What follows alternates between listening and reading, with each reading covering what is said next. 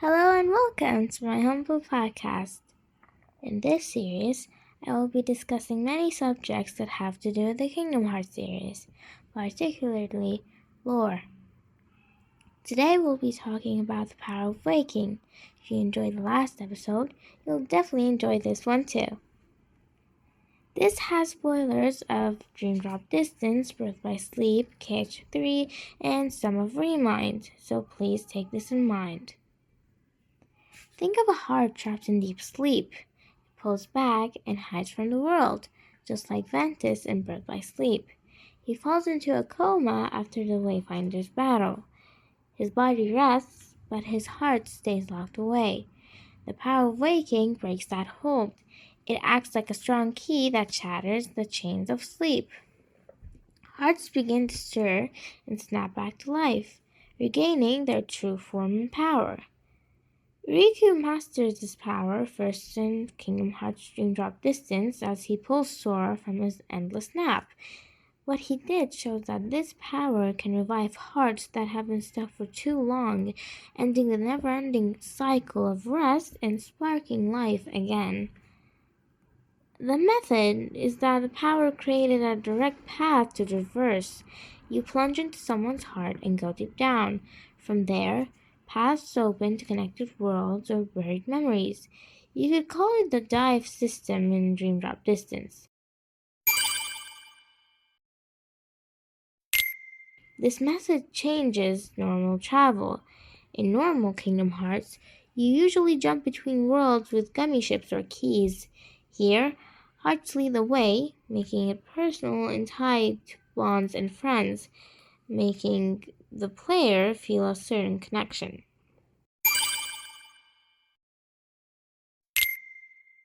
And yet somehow this is all connected to final world. Yes, we know Nomura is evil. How, I hear you ask? Charity reveals an important truth, that sleep is closely related to death in the lore, like shadows. The power affects hearts that are near death, not just those asleep. And the reason why I said near death, not dead, is because we stated that people who end up in the final world aren't dead. They're physically gone, not ready to move on. Thus, they end up there. This connection links both states, as the final world exists on that boundary, with a quiet aura that feels like sleep's peace or death's shadow in a way. KH3 makes this clear. Lost hearts wash up there, on the brink. The power of waking reaches them and pulls them back from the edge. If you're not so lucky, you stay there until you're ready to move on to the afterlife. We noticed this in endgame scenes, as Sora and his friends almost die. Well, technically they did, but that's for another time. The power awakens them, thanks to Sora, who is linked to their hearts. Now, back to Riku. Why? Because he's very unique. He used the power of waking not once, but twice up until now. When is that second time, I hear you ask? Riku channels the power of waking again in Melody of Memory. He calls on the nameless star, as she was the third key fairy godmother mentioned, Kairi, him, and the nameless star.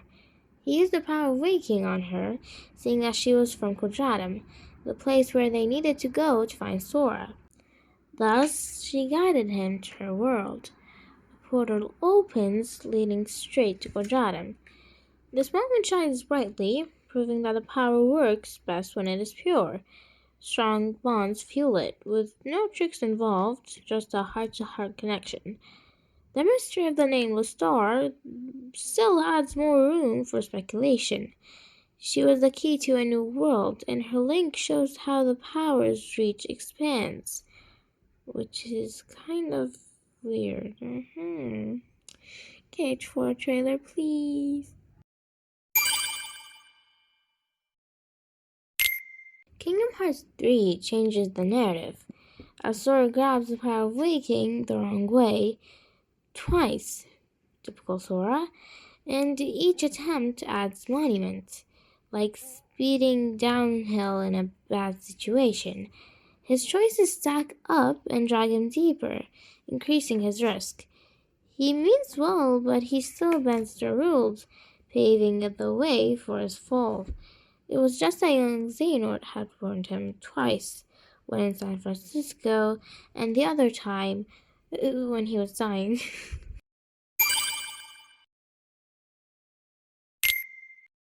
Sora flips everything around. He jumps to worlds first and hunts for hearts there, which is the wrong order. Hearts should guide you to worlds, but he turns it around. Worlds end up chasing hearts, making them prey. The game points this out. It drains him quickly as the power warps and loses its shape. And later, he paid the price, vanished from reality. The final battle concludes and Sora makes his last dive for Kyrie's heart. He scatters the major taboo and thus nature rebels against it. Curiously lays it bare, the power stripped away.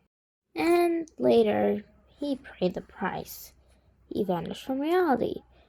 As the final battle concludes and Sora makes the last dive for Kyrie's heart, he shatters the major taboo. Nature rebels against this. Truthfully lays it bare. The power stripped away, he vanishes, gone from his world and leaving behind an empty spot.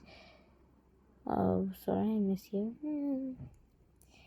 Fans piece it together, break the rules, and you end up in the void. Remind names this place Quadratum, a fake city that feels unreal. We talked in detail about this last episode.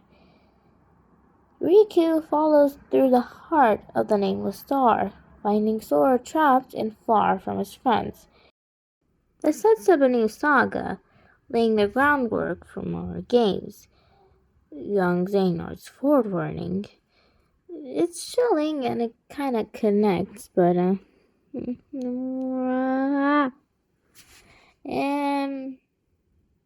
I have no subjects to talk about, so if you got anything, feel free to say it. Should I do days?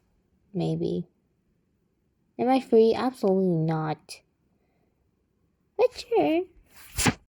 I hope you enjoyed today's episode, and until next time, bye.